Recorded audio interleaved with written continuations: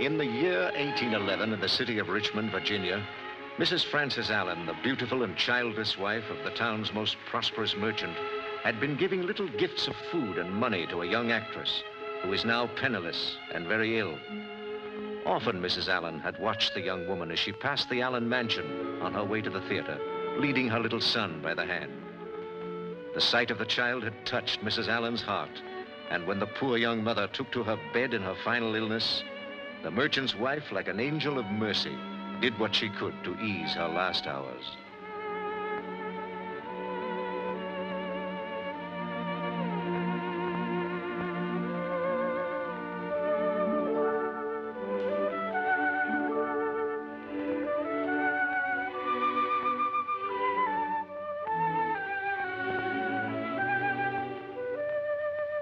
After the little mother had gone to her final rest, Mrs. Allen took the boy home with her. She planned to add his name to her own. Thus, the author of The Raven, Bells, and Annabel Lee is known to the world as Edgar Allan Poe. Who is the lad? What do we know about him? Except you keep repeating he's the offspring of player folk. Poor little fellow. He has no kin of his own, and he's come to stay with us. At your invitation, I suppose. Yes. Please let me keep him. He'll be just like our own child. The child of actors? Our own? But what difference does that make? You have great faith, Francis. Yes, faith in what our love can do for a child, John.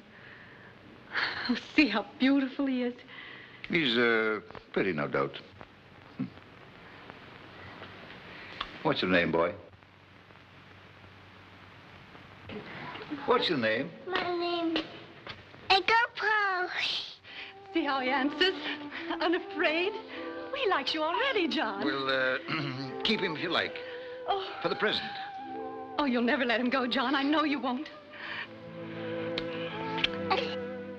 Mrs. Allen loved the boy as if he'd been her own, but that love had a strange effect upon her husband. The narrow-minded man resented the time and attention his wife gave to Edgar, and as the boy grew older, Allen's attitude began to shape his habits and his thoughts. More and more, he wandered alone into the woods near Richmond. The somber silences appealed to his imagination, and his young mind was tuned to the sights and sounds of nature in her darker moods. I assume that you have studied your lessons carefully. Well, then, who can tell me the last state to be admitted into the Union? Yes, Miss Elmira? The last state to be admitted into the Union is Maine, sir. Correct. Now then, we will proceed with our lesson on mythology. Minerva was the goddess of what? Master Poe. Master Poe.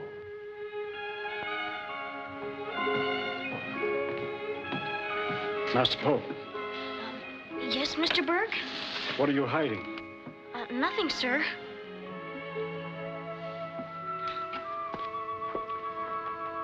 Tom, give it to me.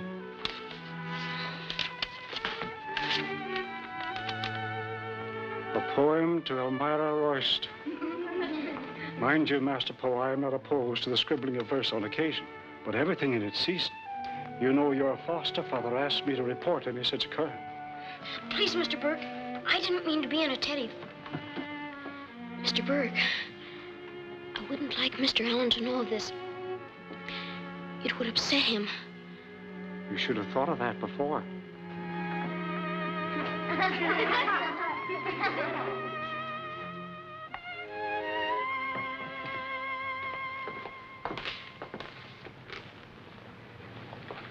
You sent for me, sir? Come here.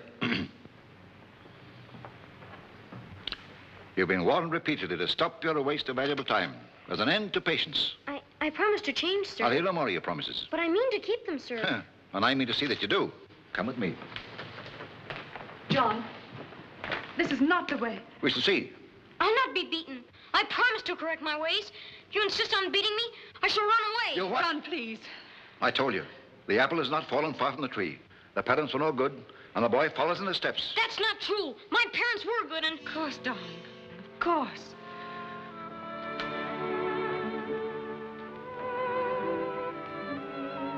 In that way, the years passed, And as Poe grew into young manhood, his childhood romance with Elmira had ripened into love.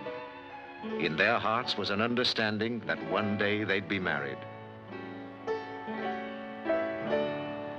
Look this way a moment, will you, Myra? Hold it. Beautiful. The music. No, the nose. Thank you, sir. You're welcome, ma'am. Now, if you can stop keeping time with your chin. Is this a music recital or an art exhibit? It's an exhibition of beauty, real beauty. That's sufficient. Do you like drawing better than you do poetry, Eddie? Drawing you is poetry, Myra. Eddie. Keep your chin just like that. 1 minute. Don't move. There. Elmira Royster by Edgar Allan Poe. What a name to go with the sketch of the best-looking girl in Virginia. It's lovely, but the speech is old. Of course, I've never heard it better spoken before. Nor will I ever say it again. To any other girl in Virginia? In the whole world. I wish old Mr. Thomas Jefferson had something better to do than run about starting universities. He wants to keep young men like me from girls like you. Am I so dangerous? You grow more dangerous all the time, Myra. How long will you be away, Eddie? I don't know. Virginia's a new university. At other colleges, it takes 3 or 4 years to get a diploma. Depends upon Pa, really. He's been talking already about the expense. Eddie, you haven't had another quarrel with him, have you? No more than usual. Let's not talk about that, Myra.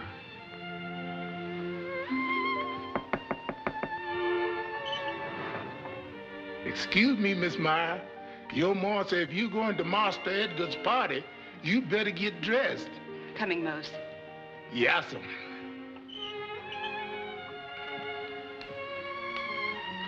I wish Ma weren't giving this party for me tonight. I'd much rather spend my last night in Richmond alone with you. Wouldn't you, Myra? Yes, Eddie. You're the most beautiful dancer in the room, Ma. Light as a feather. Oh, Eddie, you flatter me. Like Psyche, you're always young and always beautiful. Oh, my Psyche. I'm sure I've heard of her, but I've forgotten. In ancient Greece, she was the goddess of the soul. In modern Richmond, her name is Mrs. Frances Allen. Mother, if ever there was one, to that good-for-nothing Edgar Poe. Oh, Eddie. Ladies and gentlemen, if I may have your kind attention for a moment, please. I wish to propose the health of our up-and-coming scholar and poet, a gentleman and a good fellow, Mr. Edgar Allan Poe. And we might as well include our gracious hostess, and also a charming young lady who's going to miss him very much. Remember, Allan, we Virginians marry young. Unless I've forgotten the look of the thing, this is love. Marriage. I hope he's not thinking of that, the fool. And you're an older fool than I thought, Royster, if you support him as a son-in-law. But I don't quite understand you. Isn't Edgar your legal heir? He is not, and I don't intend to make him my heir. Well, I'm glad you told me this. It puts the matter in a different light. I must speak to Mrs. Royster about it. So here you are. You'd better come in now, John. Our guests are leaving. Come in, Francis.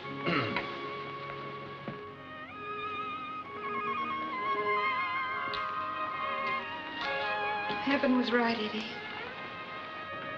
I will miss you. And I you, Myra. We'll see each other now, letters, though. Write me all you do, the least thing, the least thought. I will. I'll write you every day. I love you so much, Myra. I love you.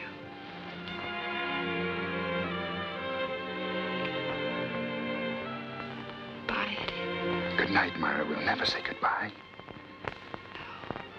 Good night.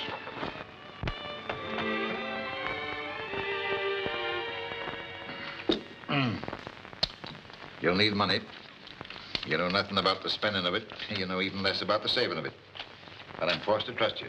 Here, here's $100. Make it last. But, sir, I'm sure I'll need more. There'll be tuition fees and board and... The university knows who I am. They'll notify me about the fees as they become due.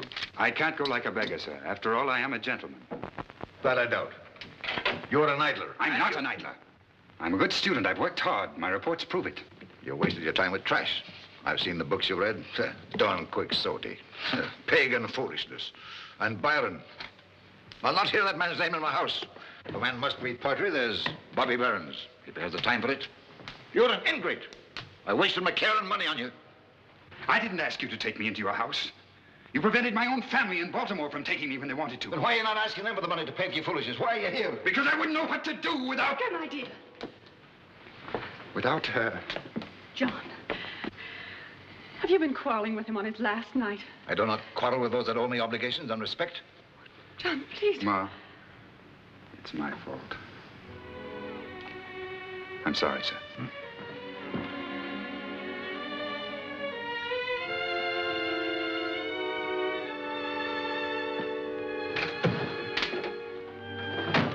You didn't hear, Ma.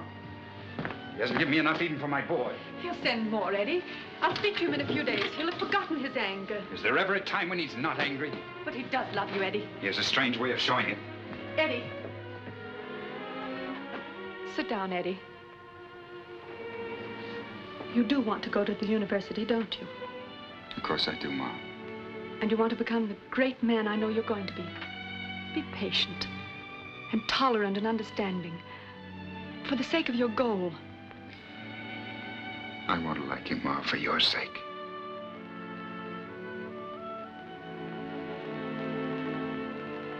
So Poe went to the university which Thomas Jefferson had founded the year before. He had very little money, but he burned with ambition, and the love of his foster mother and his sweetheart, Elmira, made life worthwhile. Post, Mr. Poe. Thank you, Jasper. Anything for me? No, sir, not a thing, Mr. Berlin. Good. The fear of mail hangs over my head like a sheriff's warrant. What's the matter? Bad news from home? No. Well, as Plato says, no news is good news. Editors are idiots. Are they? I never met one. I never wrote a poem you thought might be worth printing. No, not even one worthy of being sent on St. Valentine's Day. An idiot of an editor returned a poem he'll be sorry he didn't publish someday. Cheer up. You have many words left. Something's wrong with Elmira. Not with Myra, there isn't. She's nobody an editor would send back. I tell you something's wrong, or she would have written. Oh, don't worry about a letter from a woman. Eben, you're a fool. Me a fool? Mooning about a love letter. You want to be more practical. A letter from old man Allen with some money in it is worth 100 from a woman. You owe half the tradesmen in Charlottesville, and the other half won't trust you. I'll pay them. That miser? All right, I'll pay them myself. How? By my pen. Does that pen drip golden pennies? The pen didn't lay those golden eggs this time. Well, here's forgetfulness for a while. There's nothing better on a cold December day or on any other day. That's real poetry, popular. You don't ever taste it, do you, Eddie? I hate the taste. It's the effect I want. If I could get as much out of one drink as you do, it would save a lot of wear on my Adam's apple. How about another fling at cards? Maybe your luck will change before Christmas. Bring on the pigeons. I'll ask Turner Dixon. And Hugh Pleasant. Excellent targets. Better than the Bank of England. The tradesmen will be paid in full. But not by the pen. Run along, Evan. I'll make a roaring fire while you're gone. 2 tricks. One for me. I've had enough. Well, you owe me $180, Poe. And me 75. Yes, you'll be paid, gentlemen, in full, as soon as I get home, my guardian. Of course we'll be paid. We didn't question it, did we, gentlemen? The sooner the better. I've run up some bills I don't want the governor to see. I'm in the same fix. Say, Poe, you couldn't let me have some of it now, could you? I would like to pay a few debts before I leave. That is, before my father finds out. Well, I've got a pack. Wait a minute. I have something that's worth what I owe you. 3 times over. It's impossible to value its worth now, but... Well, here, look at it, Dixon. What's this? Can't you read as the university left you where it found you, ignorant? It's a poem, one of many that will make me famous and rich. None of your insults, Poe. Insults? You've insulted me. That's a poem. A great poem. Poem. Not even great poems pay gambling debt.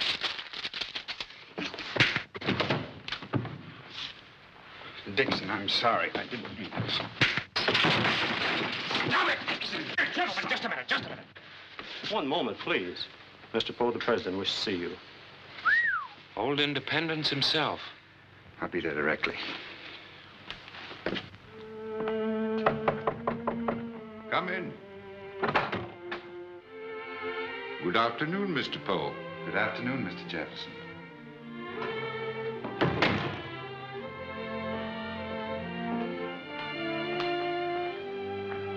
Ah, the trouble you young men are giving me. I find it almost more difficult running a university than running a nation. Sit down. Pull up the chair. Thank you.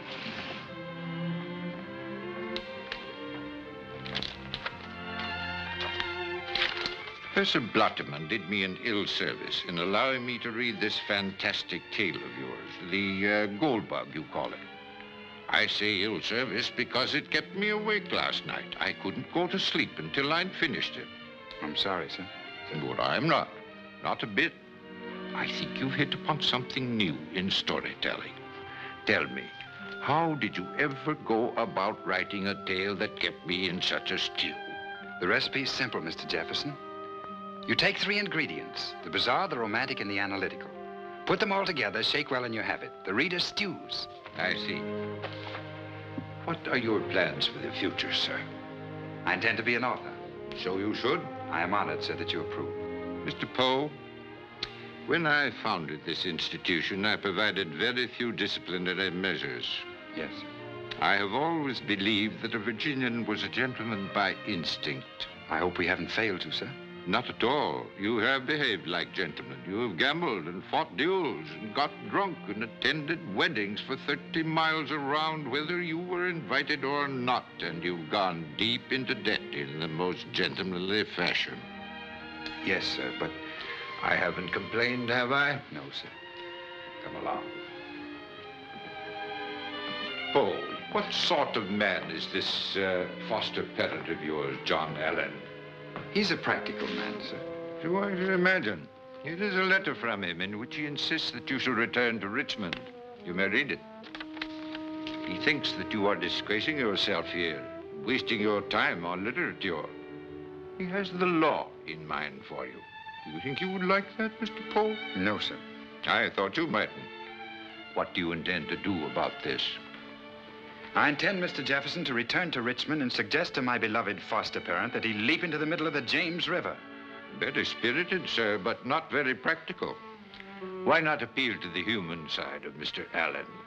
I should greatly regret to see you leave here. Thank you, sir. But I'm afraid convincing Mr. Allen will be difficult. Try being a diplomat.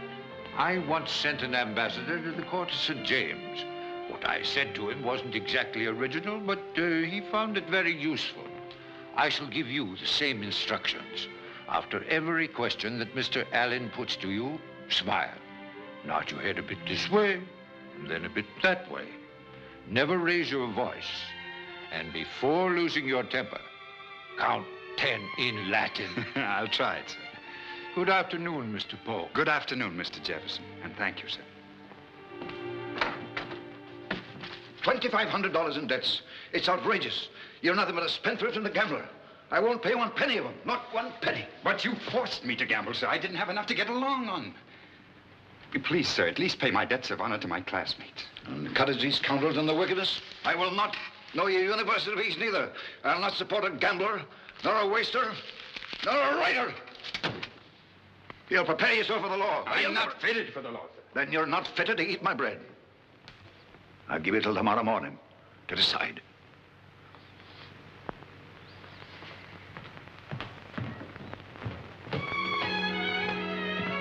Eddie.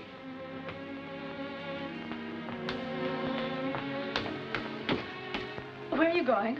To the Roysters. Don't go, Why not? because Elmira isn't there. Well, where is she? She's visiting the Sheltons in the country. Sheltons? What is it you have to tell me? Elmira's going to marry Mr. Shelton. Marry? Why, how can she? I don't understand. That's why she never wrote me.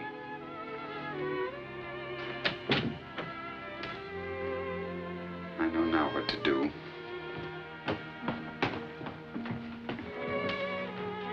Sir, you gave me until tomorrow morning to decide. Well, I have decided. Very well. Think before you speak, Edgar. I have thought. Writing is my life, the only life I have, and I'm not going to give it up. You've made your decision. John. Leave my house. At once.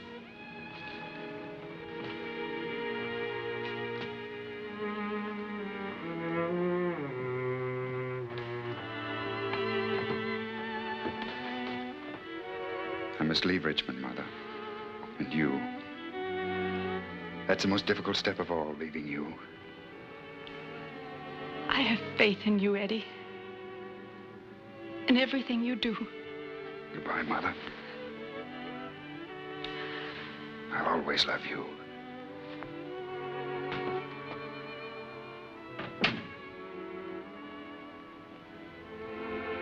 Poe knew that he had lost Elmira forever. Bitterly disillusioned and broken in spirit, he became a wanderer. In Boston, he found a friend and a job printer, a man who printed a copy of his first book of poems, but had no means of publishing it. One day, hungry and desperate, he passed a recruiting station, and on the spur of the moment, he enlisted in the army. Assigned to a regiment of cavalry, he tried to submerge his tempestuous spirit in army discipline. Then began a correspondence with Mr. Allen. Would the merchant use his influence in Washington to obtain for Poe a place more in keeping with his qualifications? Seeing a chance to get rid of him forever, Allen got him an appointment as a West Point cadet. But Poe was unhappy at West Point and at last secured his own dismissal by deliberately failing to attend classes and parades. Because of this, Allen decreed that he should never see his foster mother again, and he faced the world penniless and alone. He had no one to turn to until he remembered his aunt, a Mrs. Clemm, who lived in Baltimore.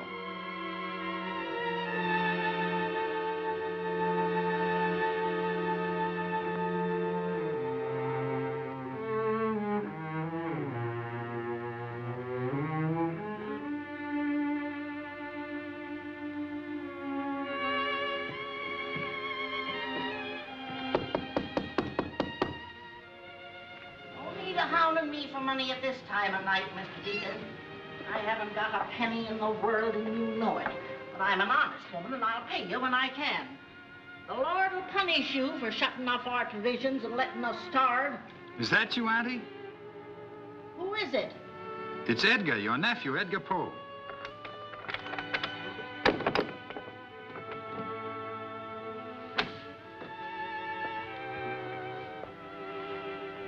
Why, Eddie Poe.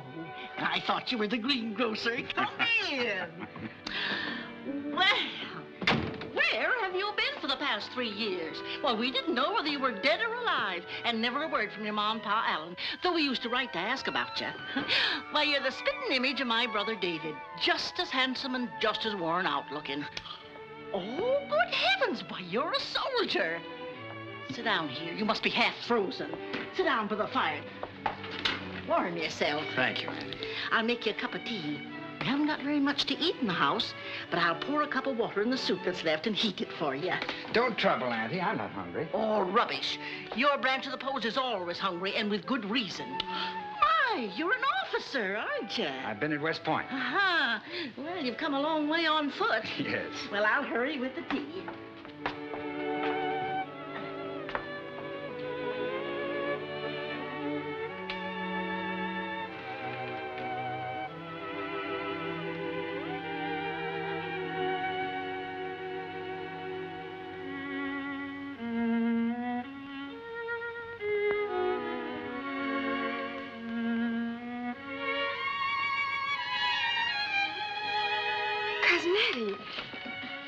Virginia, my, but you've grown.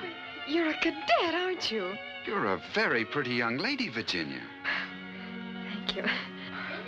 Stop moving over your cousin's uniform and help me. Go fetch the bread. Aunt Mariah, permit me. Oh, Eddie, you did say that so nice and gallant. Now, sit down, eat your soup. What about you and Virginia? Oh, we've had ours. Are you going to stay here now, Cousin Eddie? I'm not going back to West Point. I was court-martialed, dismissed. Dismissed? A nice boy like you? I went there because I had no choice. It was the last thing Mr. Allen did for me, and it was the wrong thing. Well, this is your home, Eddie, as long as you want. We haven't much, you can see that. But you're welcome to what there is. Well, Cousin Eddie can have my attic. Oh, we'll get along somehow. There's no better seamstress in Baltimore. And what with my sewing... Auntie, do you think I'm going to accept your hospitality for nothing? Why, I've already made arrangements that may bring me in as much as $15 or $20 a month. And that's only a beginning. Wait, I've got a present for you. Oh? My first book, Virginia. Tamerlane and Other Poems by a Bostonian. Oh, you must be famous. My, aren't they pretty? Oh, I wish I hadn't gone and lost my spectacles again. Here, Virginia, read a little to me. All right. I have no words, alas, to tell the loveliness of loving well, nor would I now attempt to trace the more than beauty of a face, whose lineaments upon my mind are shadows on the unstable wind. Oh, Eddie, I think it's wonderful. Kind of sad and comforting. I don't know where you get such thoughts, Eddie. Oh, well, they'll do for a beginning. Some of them were written when I was only 14 years old. I've got much better poems in my trunk. Stories, too. They'll make your hair stand right on end, Virginia. By the way, Auntie, I sent my trunk on here. Of course, I had no right to intrude, but... This is more your home than that other place ever was. Virginia, get a candle. Show him up to his room. You must be worn out, poor child. Oh, I'm all right, Aunt.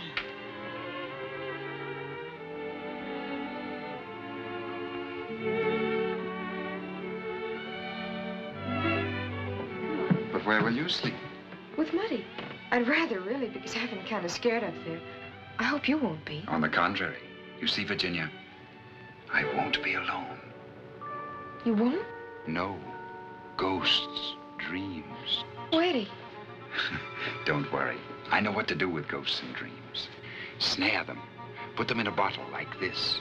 Sell them for money and fame. You frighten me. I frighten myself sometimes. The world frightens me. I'm going to enjoy frightening it back. I think I better show you your room. From now on, Poe spends endless hours at his table in the attic writing his poems and stories. The second volume of his poems was published in Baltimore, and that gave him some favorable reviews, but very little money. Then came a day of triumph. 3 men came to see Poe. They were Mr. White, Mr. Graham, and Mr. Kennedy. Kennedy presented him with a check for $50, first prize in a short story contest for the story which Poe called The Manuscript Found in a Bottle. Mr. White wanted him to become editor of his magazine, The Southern Literary Messenger, published in Richmond, the home of the Allens in Elmira. Mr. Graham wanted him as editor of Graham's magazine in Philadelphia. Poe, overwhelmed by these offers, asked them to wait. He wanted to consult his aunt and Virginia.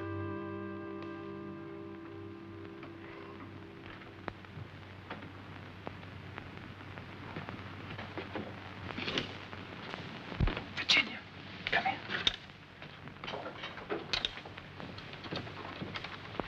Lazarus, come forth.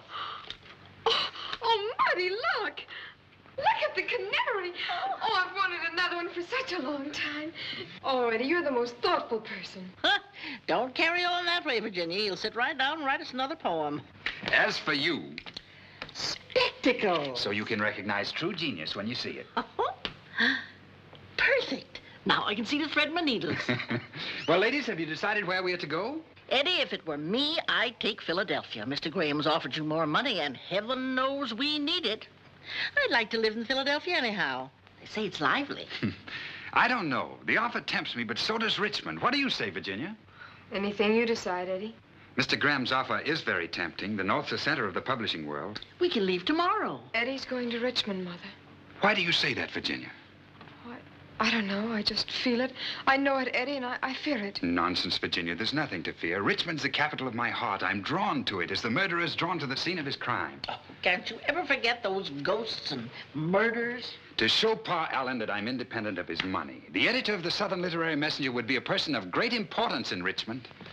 Are you still thinking of that Royster girl, Edgar? I have no feeling for her but one of contempt. I shall inform Mr. White at once that we've accepted his offer. There are only two opinions in this house, Edgar's and none. Good night, Muddy. Good night, dear. Virginia, you know that I love you. Will you go to Richmond with me as my wife? Your wife? As the wife of Edgar Allan Poe, author and editor. I need you. Will you marry me? Oh, Eddie.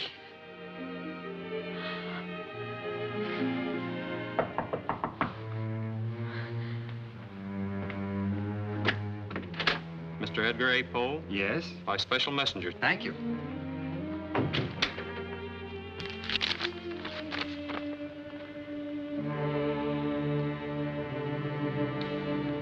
It's from Mr. Allen.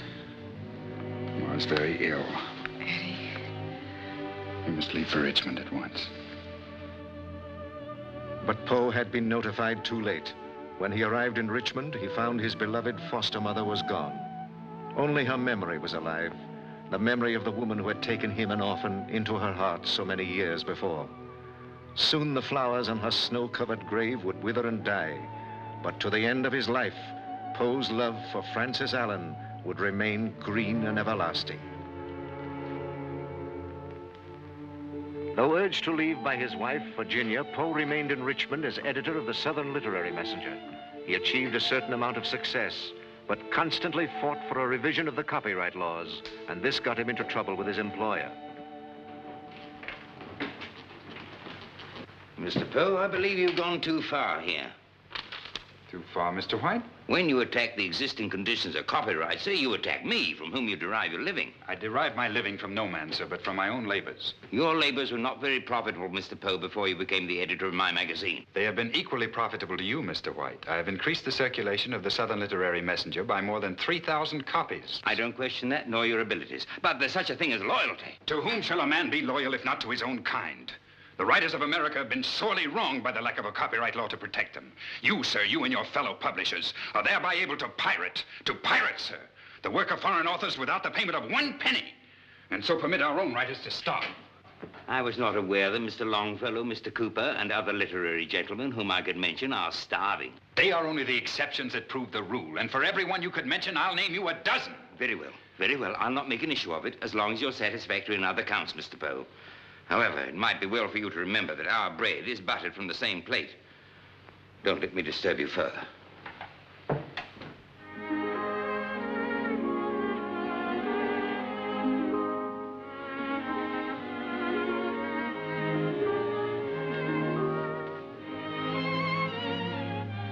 Now, better hurry up, dear.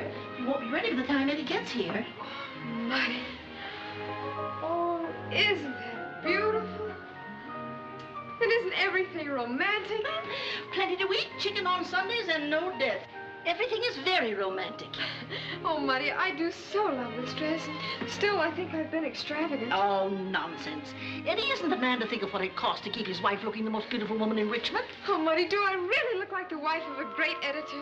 You look like an Edgar Allan Poe creation. May I come in? Oh, hurry, Muddy, hurry. Come in.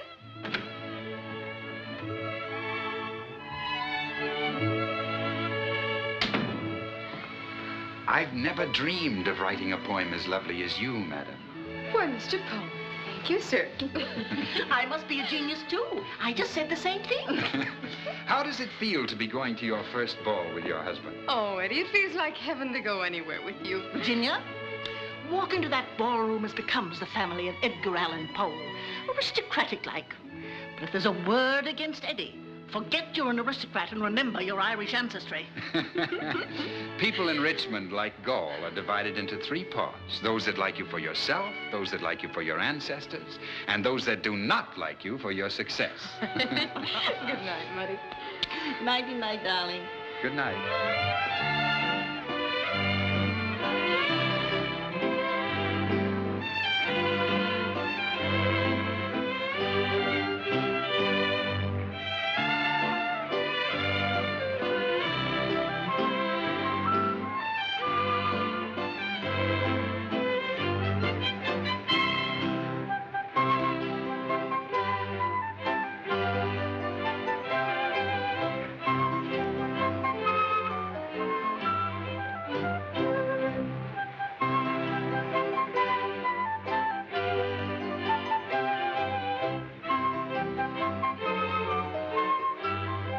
There goes that Mr. Poe and his wife.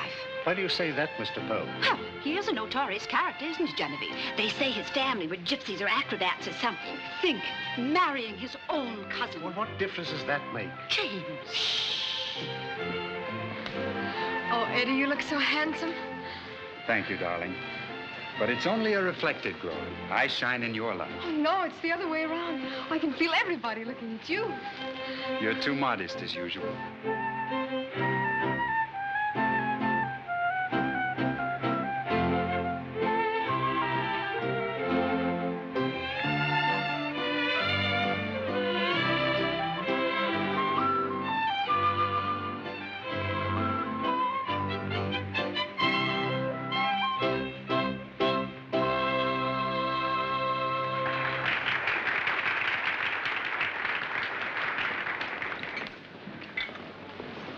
Eben. Eben.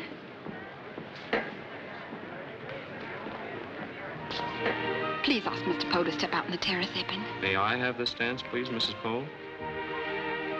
No sooner said than done, Myra. I'm counting on your discretion. I understand.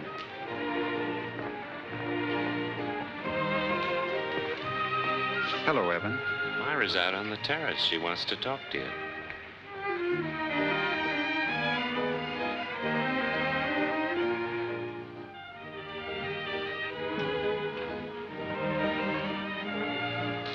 You wanted to see me? Yes, I wanted to explain. There's no occasion for any explanation. Oh, but there is. It's about your letters. I never received them. I thought you'd forgotten me. I don't understand, Myra. My father intercepted them, Eddie. Every one of them. I found out after it was too late. You did love me then. Yes. Why did you marry Shelton? Couldn't help myself. Did you love him? Not as I loved you. Why didn't you write me? I did, Eddie. Father stopped them, too. Thank you, Myra, for telling me. It's good to know the truth. And now I must go back to my wife. Mr. Poe, your wife has been looking for you. Elmira, I told you you were never to see nor hear from this man. Didn't I? Didn't I? Yes. Mrs. Poe, I presume you know that your husband was once in love with my wife. I'd hoped that he was cured of this uninvited affection for her. Can't stand anymore.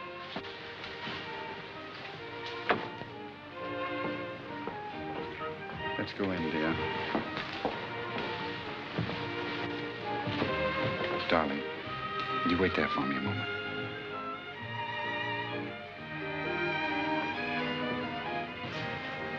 I warn you, Poe, I shall beat you within an inch.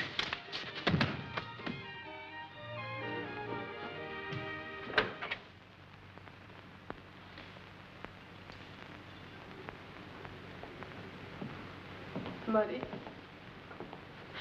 I've been to every tavern in Richmond. They haven't seen him. No, dear. If that Shelton woman hadn't been there, it was the fight with her husband that made him go on this spree. For 3 days. There. There's nothing to worry about. Nothing to worry about. Nothing to worry about when he might be lying somewhere dead. Oh, darling, the good Lord takes care of fools and drunkards. He's not a drunkard. It's just that... Excuse me, ma'am. Mr. White. Where is he? Well, he's at your office, Mr. White. He is not. He's in some tavern, drunk. I've looked everywhere for him, Mr. White. So have I. Mrs. Poe, your husband is not to be trusted. Oh, but he is, Mr. White. Edgar's a very sensitive man. So am I. I'm sensitive about my business, about my duties to my subscribers, and above all, I'm sensitive about being taken for a fool. My husband has the greatest regard for you. Then let him show it by attending to his work. I'm tired of excusing him, as you must be, Mrs. Poe. If Edgar doesn't appear at work and sober, he'll be without employment. Good day. Muddy, where can he be? What can he be thinking to do such a thing to us? He's sleeping it off somewhere. He isn't even thinking about us. If he loses this position, what are we going to do? Starve? No one will employ him. He'll lose faith in himself. He'll destroy his whole future. I've got to go and find him. Don't be a fool. No man wants his wife taking him out of a saloon. Oh, I'll go nevertheless. All right. You play the beaten drunkard's wife. Plead for him. Father, oh, Father, come home with me now. And you'll lose him forever. But, Muddy, I can't just sit around and wait, not knowing what's happening to him. I can tell you what's happening to him. He's standing up at a bar, if he can still stand, dedicating his poem to the beautiful moon. Oh, silver orb. Muddy, stop. Stop making fun of him. I love him, whatever he does. To me, he's the greatest husband a woman ever had. He's mine. All yours, dear.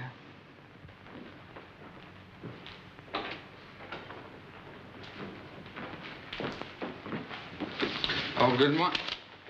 I'll return this to you later. Later. Well, Poe, how do you feel? Excellent, excellent. I never felt better in my life. That's good. A good night's sleep, a cold bath in the morning, and a brisk walk to work. Oh, you're a liar. Sir, you have insulted me. I'll not permit you to insult my intelligence. You've not been home in days. Your wife is distracted, and I'm tired of your drinking.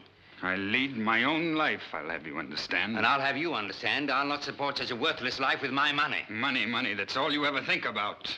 I'm sick of your insults and the crumbs you throw to your betters. Try running the messenger without me. You're discharged. No. You're too late. I discharged you first. After his downfall in Richmond, Poe, Virginia, and Mrs. Clemm set out for Philadelphia, then an important artistic center. After some struggle for recognition, he became editor of Graham's magazine. Then followed a period of literary and social success, a time of domestic happiness. What are you doing out here in the garden, darling? Picking a flower for my husband. But the doctor said that you must rest. Nonsense. There you are. Now you're the best-dressed editor in Philadelphia. Are you sure you're going to be well enough to come to the office this afternoon? Why, of course. I wouldn't miss the opportunity of meeting the great Charles Dickens. You must ask him about Oliver. His son? No, you goose. Oh, you mean Oliver Twist, the boy who asked for more. That's right. I shall tell Mr. Dickens he's going to meet the most beautiful woman in America. Just the happiest wife in the world. If you don't get to work, we'll be the best star poets family in Philadelphia. Goodbye, Goodbye, Eddie. He's here, Mr. Poe, coming up the stairs now. He is? Yes, sir. Remember, you promised me his autograph. Yes, yes, I know. Come in, Mr. Dickens. Welcome. I know. Edgar Allan Poe, the greatest writer in America. You are too generous, sir. Not at all. I've spoken to literary men all over Europe. They know of Irving and Cooper only slightly, but Poe. It's a great honor to have you say that, sir. I wish my wife were here to share it with me. She shall share many honors with you, Poe. Many. Thank you, sir. She's coming in later especially to meet you. She can quote whole passages from Oliver Twist. You should have her quote from your excellent ending of My Barnaby Rudge. I was sorry about that, sir. I've often thought of writing you an apology. What for? For splendid writing? Why, you finished Barnaby for me. Frankly, I was a little hard-pressed for an ending. But, Mr. Dickens, taking a man's work without paying for it is robbery. That is the practice that brought me here. Oh, not my personal grievance, but the cause of every writer. The copyright law. You've been of invaluable aid, Poe, invaluable. That article which appeared in the Messenger, you expressed it beautifully. Thank you, sir. Now, let's see how it goes. The work of a man's hands is his sacred possession that no one can take from him. Yet the divine inspiration of a man's soul and his mind, editors and publishers steal with no qualm of conscience. As if a man's brain were the international playground for literary pirates. It's extraordinary. You know it by heart. I've quoted it at copyright meetings from London to Geneva. Really? And yet we writers in Europe are a little disappointed in your, shall we say, lack of enthusiasm recently. I know it's not lack of courage. It's not, sir, believe me, but I have a family. My wife doesn't complain. I don't mean that, but, well, she has suffered for my so-called courage. She'll suffer more if your work goes unprotected and unpaid for. Here comes Mr. Graham. He'll need some convincing on that. Mr. Dickens, this is a very great honor, sir. Mr. Graham? I'm sorry to be delayed, gentlemen. Your Mr. Poe has been very entertaining. We were discussing the copyright law. That's not very entertaining or profitable, Mr. Poe. It is to us who write, Mr. Graham. I don't think you have any grievance against us publishers. Except the grievance that any writer has against those who use the work of his brain without paying for them. Well said, well said. You would have scruples about stealing my watch, and yet you have no scruples about stealing my work. That is an impertinence, sir. It is a just deduction, is it not, Mr. Poe? Of course it is, Mr. Dickens, and I believe... Keep out of this, Poe. I will not keep out. And since you assume this high-handed attitude, I shall write for the cause of the copyright law in the very next issue of Graham's magazine. There will be no next issue of my magazine for you, sir. Nor will there ever be a Graham's magazine for my writings. Your magazine, why yours? Because you can't read, because you can't write, because you know how to steal the work of writers without so much as by your leave? Because he's an unscrupulous pirate of men's minds. Like yours, Mr. Poe. Fine minds. Good day. I trust I shall see your good wife later. Thank you, sir. And now, Mr. Poe, you're through. And good riddance. I'm delighted to be through, Mr. Graham. Through helping you with your literary piracy. Free to tell the world what Free to starve. I pity your family. And I pity you as a thief. Turn around, let me see how you look. Pretty as a picture. You tell Mr. Dickens that if he doesn't like this new dress, I'll stop reading Oliver Twist. Oh, he'll like it, Muddy. And so will Eddie. Goodbye. Goodbye. I can't tolerate such an attitude. Where he is and what he does is not my affair. I am sorry for you, Mrs. Poe. I wish no sympathy from you, sir. If Edgar was rude to you, you deserved it. He's a man of opinions. He wishes to be free, madam, free to drink. You will undoubtedly find him in some tavern, drunk. Good day, sir.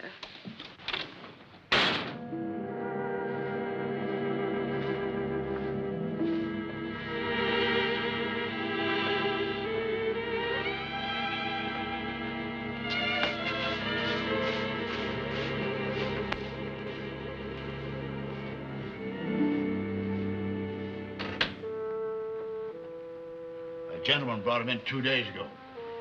Paid his lodging in advance. He's resting now, but when he's awake, he sure carries on considerable. Keeps calling for somebody named Virginia. Could that be you, ma'am? Well, you call me if you want anything. Yes, thank you.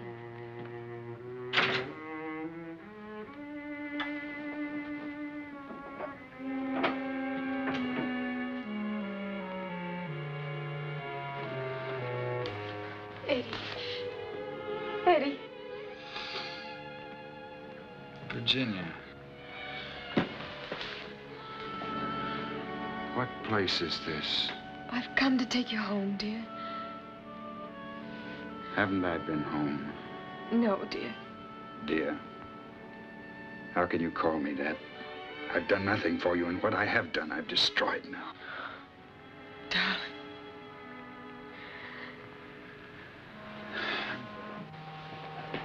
This is the last time. I hope so. It seems such a waste. I swear it, the last time. I know, dear. You'll try. You'll try because I love you and you love me. I do, Virginia. Oh, Eddie. Eddie, we could be so happy. There's nothing to stop us, nothing. You're the most brilliant man in this country. Mr. Dickens says so, and I know it. That scoundrel Graham, pitying me, patronizing me before Dickens. But, darling, those who create have always been treated like that by those who don't understand. Oh, Eddie, let's go away somewhere. Away from Philadelphia. Haven't I led you from place to place enough, like some fugitive? Oh, what of it? I've told you that just being with you is heaven.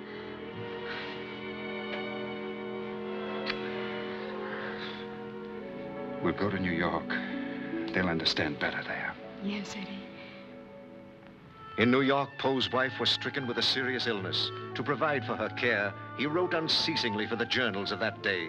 His pen, it seemed, was never idle. But although his fame increased, his fortunes remained at a low ebb. His reputation as a troublemaker had preceded him. Because of his unceasing fight against unfair copyright laws, no editor would hire him, and few would give his writings the attention they deserved. Then, in a little cottage in Fordham, Poe and his family made their last stand against destiny. Unable to buy proper food for his frail, childlike wife, he watched her health steadily decline.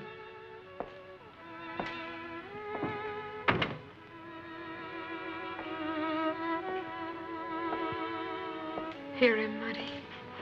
Hear him walking back and forward like a man possessed. He's working. Then we'll be able to get some groceries. And if it's real good, maybe we can get some parsley, too. Always thinking of things like that, Muddy. Of course. Can't do the portrait any harm to listen to it with a full stomach. Now, come on, take some broth. I don't want any. I'm not hungry. Oh, come now, dear. It'll do you good. It's dandelion broth. Fresh dandelion. I picked the field clean today, just as I've picked the neighbors clean. We mustn't lose our courage, Muddy. Eddie has trouble enough. No, thanks. I don't want any more. I saw a sheep in the field today, but I couldn't lift it. Oh, if the Lord would only send one leg of a sheep my way. Eddie. How are you, my darling? Much better. That's good.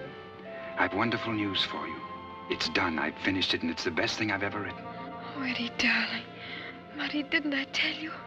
I'm going to take it to Mr. Griswold, to the Broadway Journal, right away. I know he'll like it. You know, Muddy, I think he'll pay as much as $25 for it. And then food, medicine, and a warm blanket for Virginia. And a new coat for you, dear. And a porterhouse steak for me. What's the name of your poem? The Raven. The Raven?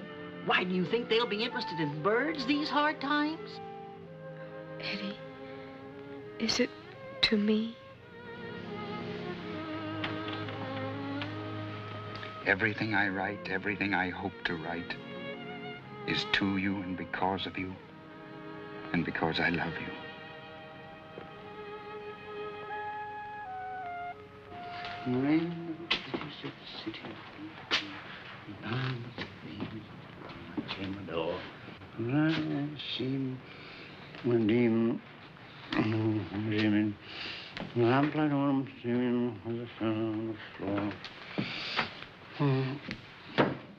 And my soul from out that shadow that lies floating on the floor shall be lifted nevermore. I'm sorry, Mr. Poe. I don't think it would appeal to my readers. Mr. Griswold, I know they'd like it. It's the best thing I've ever written. Perhaps $25 is too much. I could let you have it for 20. I must have money. My wife is...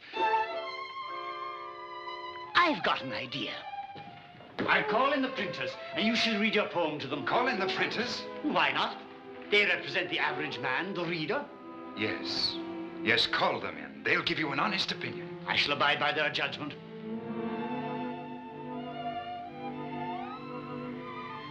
Now, cheer up, dear. He'll sell that bird for a golden egg. He says himself the Raven's the best thing he's ever written. I know he will. Oh, don't excite yourself. Everything's going to be all right. Gentlemen, you're all acquainted with Mr. Edgar Allan Poe and his work. Mr. Poe has written a new poem called... called... The Raven. Yes, the Raven. He will read it to you. I want your candid opinion of it. Please begin, Mr. Poe. Once upon a midnight dreary, while I pondered weak and weary over many a quaint and curious volume of forgotten lore, while I nodded, nearly napping, suddenly there came a tapping, as of someone gently rapping at my chamber door. "'Tis some visitor," I muttered, tapping at my chamber door. Only this, and nothing more. Ah, distinctly I remember it was in the bleak December, and each separate dying ember wrought its ghost upon the floor. Eagerly I wished the morrow. Vainly I had sought to borrow from my books surcease of sorrow. Sorrow for the lost Lenore, for a rare and radiant maiden whom the angels name Lenore. Nameless here forevermore.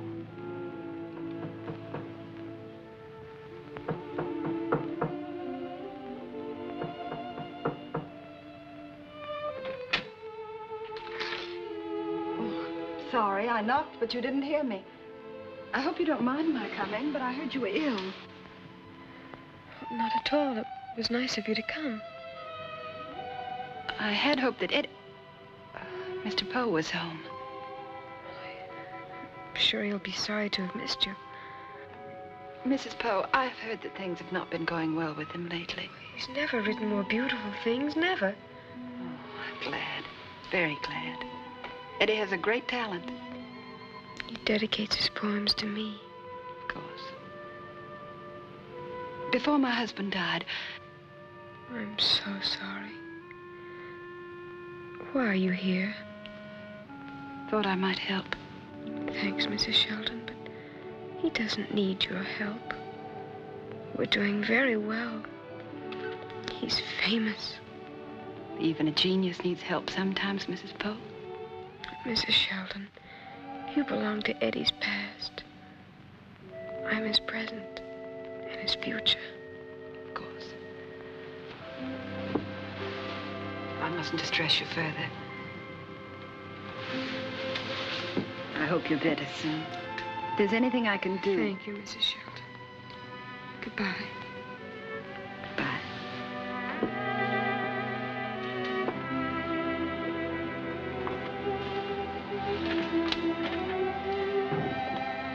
Who's that woman? Elmira Shelton. What does she want? What's she doing here? Oh, Muddy, don't let her take him away from me. Don't let her. I love him.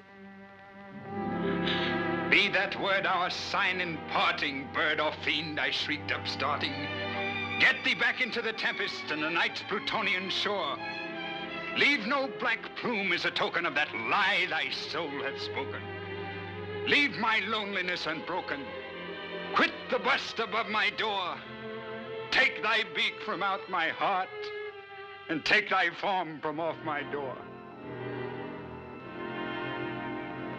Quoth the raven, nevermore.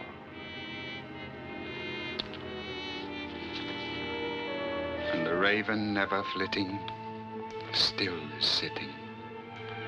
Still is sitting on the pallid bust of Pallas just above my chamber door. And his eyes have all the seeming of a demon's that is gleaming. And the lamplight o'er him streaming casts his shadow on the floor.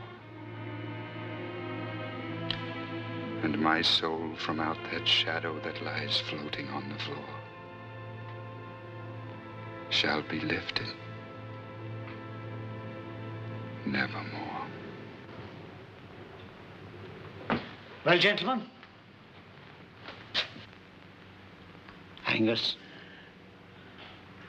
I'm very sorry, sir, but I just didn't care for any part of it. Thomas? A raven? Sitting on a bust of a Grecian goddess? And over a door? And you others? That will do, gentlemen.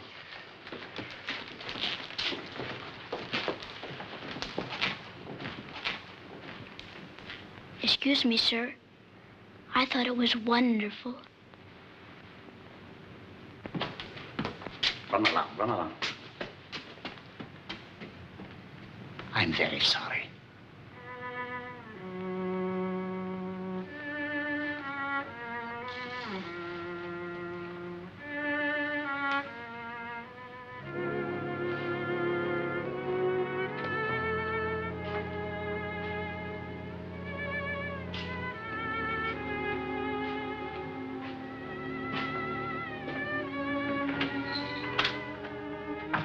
Mr. Poe.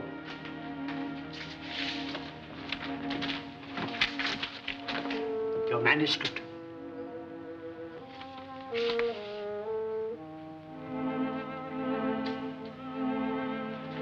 $1. Thanks, Adam. They say his wife is very ill. Poor Mr. Poe. Where's my 5 cents? Oh, thanks, Timothy. Here. But after. Hurry now. Hurry.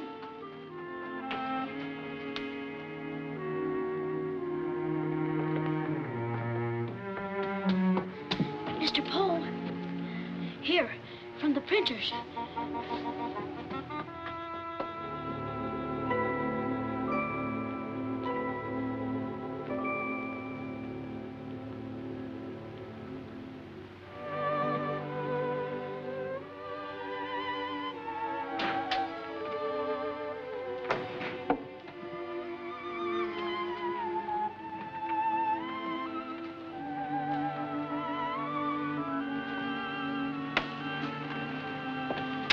Darling. Eddie, did they like it? Like it? Virginia, it was wonderful. Just think of it. They gave me $15 in advance and promised me $25 more on publication. Just wait till you see the food I brought. Eddie, I'm afraid. Afraid of what? That we're beginning to have good luck? That the doctor says you're improving so rapidly? Eddie's not only going to sell the Raven, but his whole menagerie of poems. Oh, Muddy, you're so funny. Look, Muddy, she's smiling. Now I'm going to fix some good hot chicken broth for you.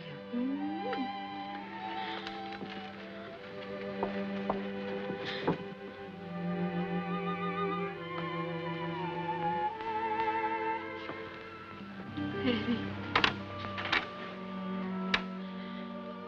Mrs. Shelton was here. Elmira? Oh, Eddie, do you love her? How could you ask me that? What would I be without you? A wandering minstrel without a reason for his rhymes. You are the meaning in my words, the singing in my songs. You're my life. I love you and only you, now and forever.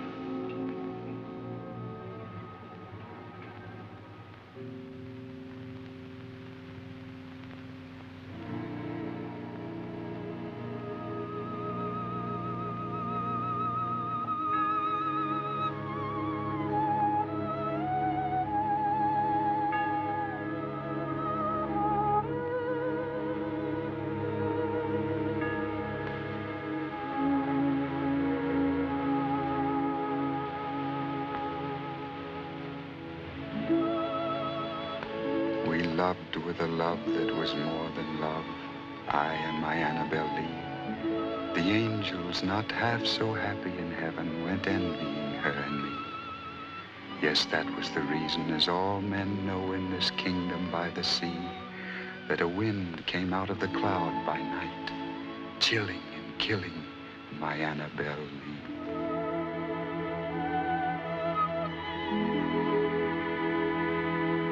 After Virginia's death, Poe wandered back to Baltimore, a broken man.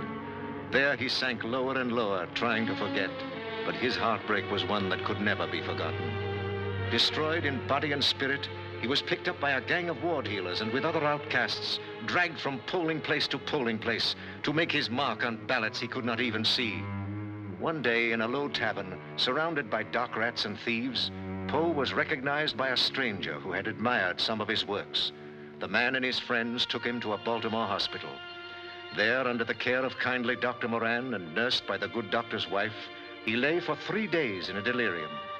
Everything possible was done for him, every effort made to revive that last feeble thread of willpower. But his will to live and to create had gone. The flame had burned too low. I have genius, Virginia. Sometimes a man must shout it out so that the world will hear him. Virginia, dearer to me than life.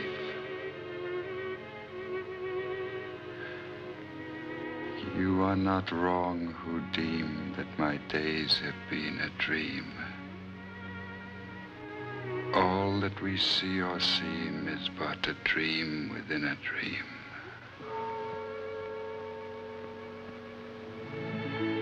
Little did the people of that time realize that one day the statue of Edgar Allan Poe would stand in the Hall of Fame.